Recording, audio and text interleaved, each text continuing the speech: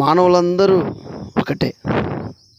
ఎందుకంటే ఎలా అంటే ఏ దేశంలో ఉన్న మానవునికి 2 కాళ్ళు, 2 చేతులు, ఒక తలకాయ, ఒక్క తలకాయలో 2 కళ్ళు, ఒక్క నోరు, 2 చెవులు, అవయవాలలో కూడా ఒక్క మనిషిలో ఎలాగున్నాయో అన్నీ కూడా ప్రతి మనిషిలో ఉన్నాయి. ప్రతి మనిషిలో ఎందుకు ఉన్నాయంటే ఒక దేవుడు సృష్టించాడు మానవుణ్ణి.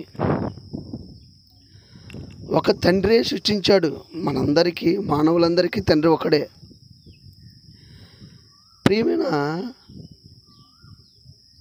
దేవుని ప్రజలారా, ఎక్కడ ఏ మానవుడు ఉన్నా కానీ ఆ మానవుడు బ్రతకటానికి కావలసిన గాలి ఒకటే.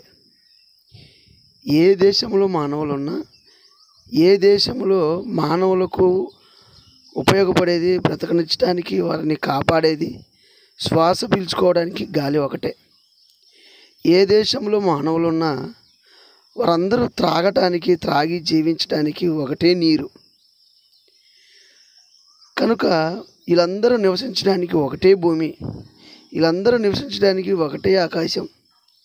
మానవులందరూ ఒకటైనప్పుడు వారందరూ బ్రతకటానికి ఒకటే నీరు, ఒకటే గాలి, ఒకటే భూమి, ఒకటే ఆకాశము, ఒకటే పంచభూతాలు అనుకొని ఉన్నప్పుడు, కానీ మనుషుల్లో, మానవులలో ఎందుకు వ్యత్యాసాలు, భిన్నాభిప్రాయాలుగా ఉన్నాయి?